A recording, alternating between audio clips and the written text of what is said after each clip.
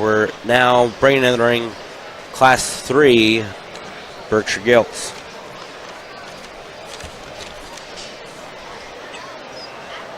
Looks like we got about 10 entries in this class, it looks like. Yes, sir. You're quicker with your math than I am. It's that good Purdue education. Looks like we got we're kind of a mid to late December age group here.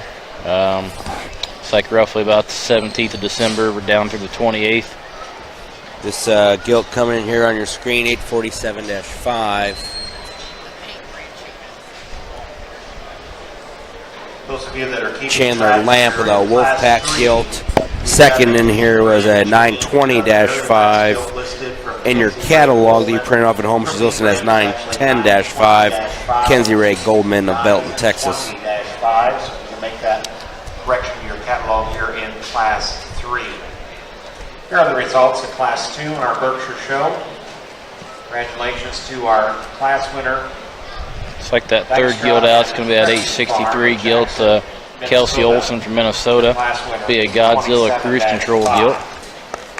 Second in the class, entry number 840. Fourth in is going to be 887. Ty Thompson, Farmersville, Texas. It's a two-tone gilt. Jason, you know anything about that two-tone bore? Yeah, I've seen him once or twice. Two-tone bore we got there at Crossroads from Heimer. Be a full SIB Monopoly bore. It's had an incredible showing this week. Had the third overall Berkshire gilt, fourth and fifth overall Bears there yesterday in the junior show. Definitely one I think is going to be a household name by summer's end. We sure hope. Next one in is another Crossroads bore, sire progeny, 861-5. Bricker Myers has a Bright Lights hog here. He's got the purple shirt on. Center of your screen. Out of Class 2 have made tomorrow's auction.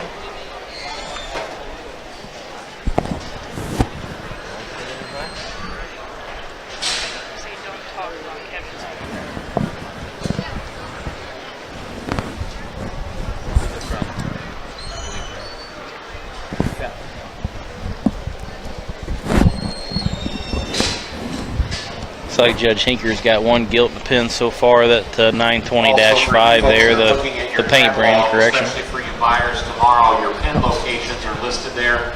Amy and the staff has put that on the programs.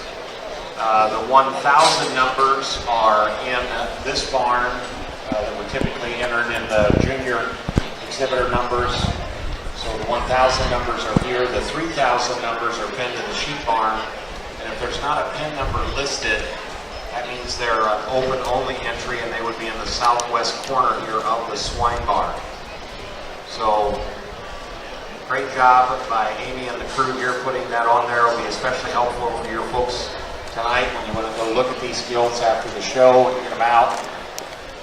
Check them out. We got our second gilt here catching a pen, 823-6. Andrew Dornbeer, gilt I've seen often this summer. Andrew Dornbeer's got a drinking class gilt here. Really nice gilt, good build, good skeleton. One that's sure to be competitive in this class.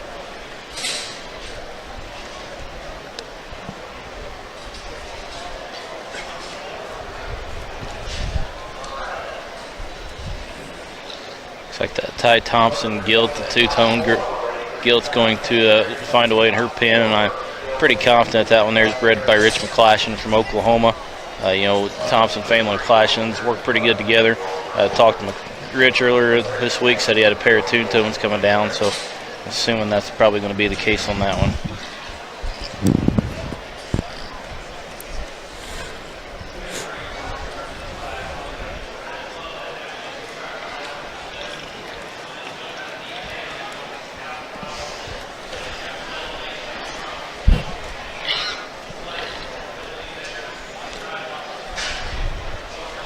Gilt 813-5 is going to catch pen 4.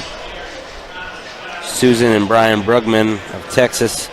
She's got a Speak Now gilt, December 20th, that gilt is. You see going in pen 4 right now.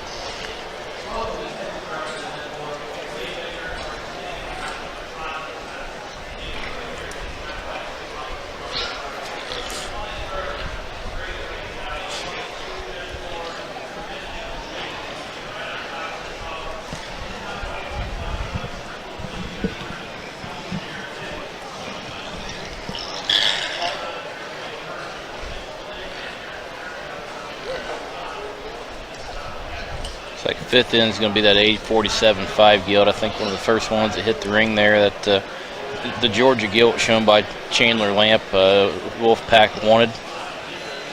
Chandler's had a nice week in the junior show as well. I believe he was in one of the top fives within some of the CPS team purebred hogs. Yeah, I believe he had the third overall Hereford gilt. I'm pretty positive. Yeah.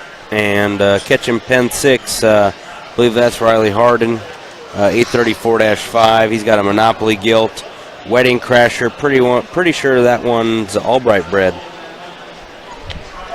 So a pretty good chance of that. 861.5's in next. That's the Bright Lights gilt from Bricker Myers, here all the way from Arizona.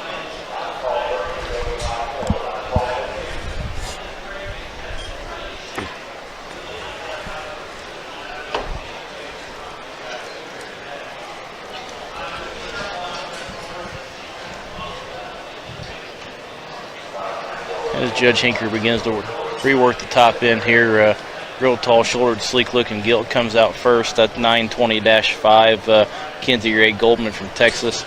It's a little different, maybe not so mainstream pedigree, being a Tijuana Raging Cajun. Ben, you'd have to fill me in on the details of that one. Tijuana, I believe, has some, it's a Brandon Davis bred hog. I believe it goes back to some Kenzie breeding, actually, on that hog. Okay.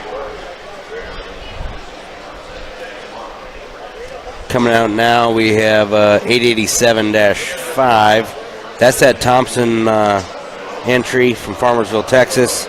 As Jason alluded to, that was a McCaslin bred hog, two-tone. So I'm going to drop a fourth one out in this particular drive to rework here. 813.5 falls out here into the mix. That Susan and Brian Brugman gilt from Texas. Speak Now, Rock Them All. The one we missed, the 823-6 hog you see coming across your screen right now, it actually says 82376. That's Andrew Dornbeer's entries, drinking class I Do gilt, one that's been competitive here on the circuit in Iowa this summer.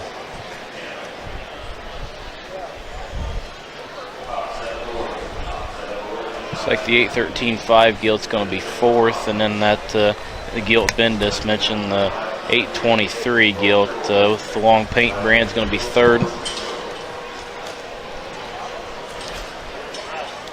We got Kenzie and the Thompson family represented out here for our top two in class 3. Good pair of gilts, tall shouldered, sleek looking, good footed, great underlined. Two good handles to have up there, looks like. Thompson gilt might be a notch more moderate, a little more bulky. There's still lots of look. Kenzie's gilt got a little bit more extension, length of body, a little prettier, notch taller fronted. Two real nice gilts, so a little different types and kinds, something for everybody here in Des Moines today. Looks like Mr. Hinker is going to go with the extension and length of the Kenzie Ray Goldman gilt, and here he is with his comments on this class.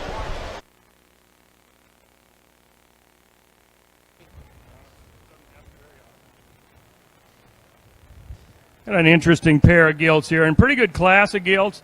This pair is a give and take. We got one that offers a lot of look and extension up through the front end, which I think this breed needs, and we like that. She gives up a little boldness to her blade and forerib, I think, compared to our second gilt, so it's definitely something that needed a little discussion, but she's got some length of stride to her, a good look to her. You got a really good underline to her.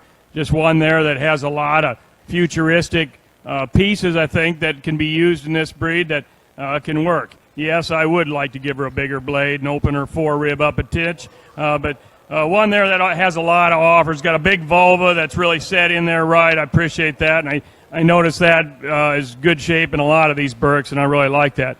Second place gilt there, not as attractive, we know that, but one that's got a big blade. She's got a big back. She, too, has a long kind of rump. Really appreciate the feminine underline that you have for the stout skull and feature that you offer. Just need to just be a little bit longer in stride for me to get real excited to move her up higher. But I really think that one's opened up through the center part of her rib, is really fresh, got a lot of good in her. There's one that doesn't design as well from the side as I like. But I like how she opens up. I love her head. She's got some heaviness of skeleton to her. Her maturity looks a little bit later. I like that about her. One there that just maybe ties up a little bit out in her back line there, in her hip and pin area. But one there that's got good headed, still open and square to the ground in both ends. Real big dimensional gilt here. You got to like that about her. She's got a lot of dimension. She's got a big old hip in her. Just a little bit much for me. I think she's a little shorter legged up front, a little quicker in her maturity for me. But one there that needs to be looked at. She's kind of a piece that has a lot of dimension. She has some design to offer. One there you need to really look up sale day. She can do some things. There's boards that can make her work. Another gilt here that's got a feminine underline to her. She's got some true dimension down her top and out through her rib. You'd like to level her profile out and make her just a little more attractive. But one that has some good freedom of movement, and enough frame size, just really good solid gilt. Next gilt out is another gilt, big rib. You get down her back, she's got a big top. You like to change your gilt behind the shoulder a little bit. Just clean her up, maybe in her jawline just a trifle bit. But one that could set them forward pretty good and has a big vulva to her, has a lot of breeding traits that are very appealing. Another gilt here, it's got a lot of muscle shape. Just as a little forward in her knee and shoulder set for me to move any higher. I do appreciate her freshness down her top, out through her rib, in her hand. We need to back that shoulder back and give her a little more angulation, but good job.